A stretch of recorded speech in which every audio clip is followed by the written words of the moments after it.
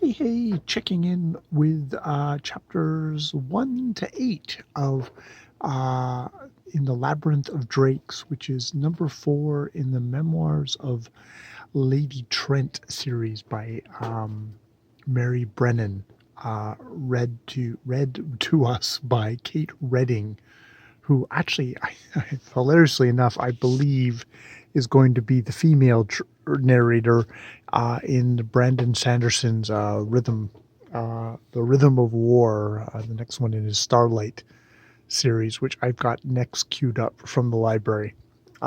This is just a teeny little taste of that at 10 hours, whereas I'm sure The Rhythm of War is going to be 24, 36, or 48 hours of solid listening. So yes, this is a series that follows a um, lady anthropologist, not anthropologist, what do you call it? A lady um, dragonologist, who knows what the hell it is. Very much, it is set in a fantasy world, but it's basically fantasy world, which is she's a Victorian English lady who is flying against convention to travel the world studying dragons. But um, this isn't like riding on dragons kind of fantasy novel. This is really a lady scientist novel. Like, she is somebody who is very much interested in solving scientific things and making studies and traversing kind of worlds and cultures very different from her own, while still having to kind of deal with the bullshit of her own. Um, in this one, um, we're continuing along with a narrative thing of that dragons' bones have been found. The thing with dragons is like they're able to fly. They're humongous creatures. How are they able to do that? Well, it turns out they have bones which are incredibly strong, but are incredibly light. It's basically they found a kind of a super strong kind of stuff, but they didn't know how to preserve these bones. When the dragon dies, the bones seem to just dissolve. But what has got discovered in earlier books is a method to preserve the bones. And now what seems to be like an analogy of kind of the Germans have figured out how to use this to build airships, very steampunky, um, and use them for, obviously their own military and political purposes. Um, and so the Scareling, um, which is what the kind of British analogy is, finally tapped Lady Dame Trent Isabella and her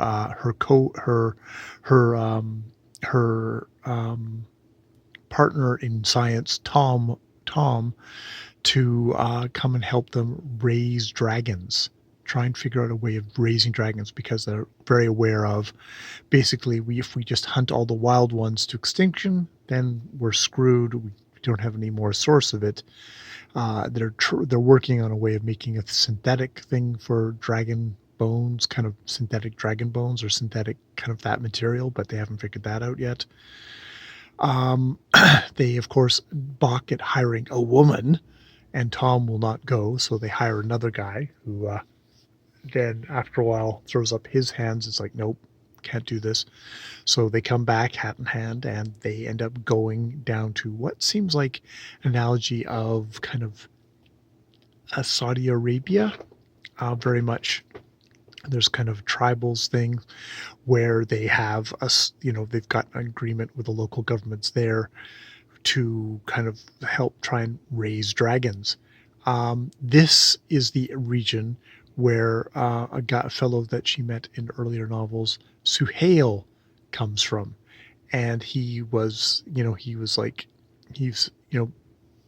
they had adventures together. There was definitely a kind of a low level romance going on. But he had to, like, I have to go back. My family's calling me back. They need me. family duties. I have to go back," and kind of left it at that. She hadn't heard from him, and she was kind of really kind of sad about that. But now I've come there, and there's the sheik there who's kind of dealing with them. And who is the sheik's, I guess, younger brother, but Suhail, who had been sent into the desert away from the city to the dragons when they heard that she would be coming, that Isabella would be coming, obviously to keep them apart because they had heard vague rumors or whatever, what the heck was going on with them in the adventures. There had been reports.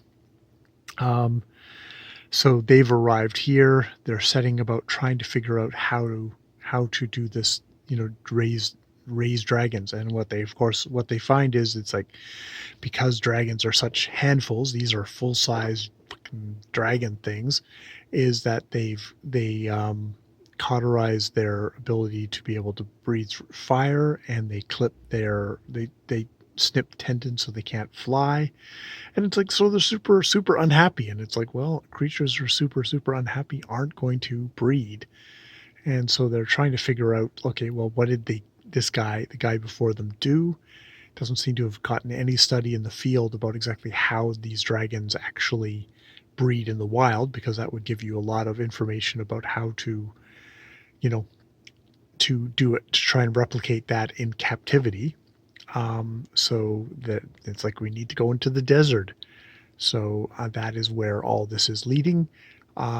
She does get reunited with Suhail, is able to give him the rubbing, which seems to be from this ancient civilization of a Dragonus people who actually did have dragons, which they had a text which no one's been able to decipher, but they've actually found a text where it sounds like kind of a bit of a Rosetta Stone, kind of like Egyptians, where they've got two texts at least on it, where that they can understand one of the texts, so that if you can kind of do the thing, you'll be able to actually understand this, dead language that no one's been able to decipher before.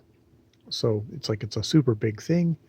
She gives it to him, says, well, now you have to publish it, properly release it and publish it. And it's like, but yes, I will when I get back to scaling. I obviously can't do that here.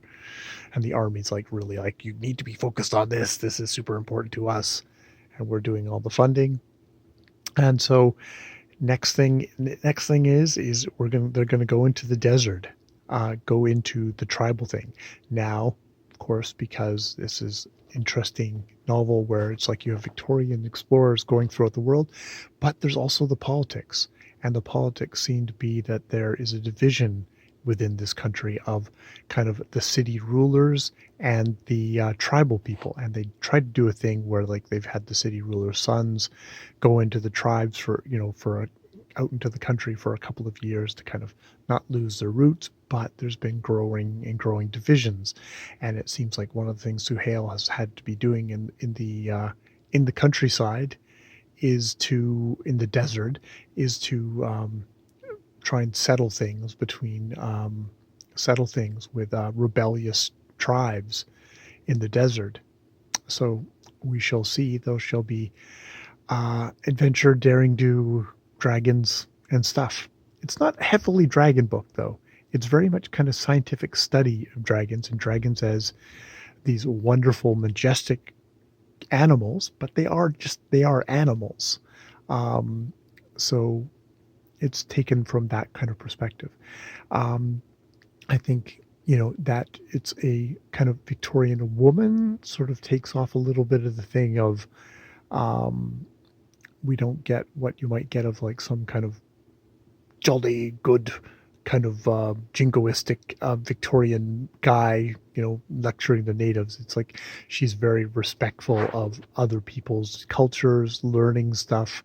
She's actually having a romance with somebody who is not, basically, he's not an Englishman. He is somebody who is from this culture here, this kind of Arabian Peninsula kind of thing. At least that's my general, what I map on it. I might be completely out to lunch on this, but I mean, it's the women are wearing are veiled, There's very strict kind of divisions between men and women, which isn't too alien for her because she's gotten the same thing from her own people of like, women don't go to the into the club and chat with the men at drinks and stuff like that. There's very much kind of like, and they thinking her being out here in the wild is totally like just unheard of. But she's sort of put herself beyond the pale already in her own culture, so she's okay kind of maneuvering that. And indeed, as a foreign woman in a lot of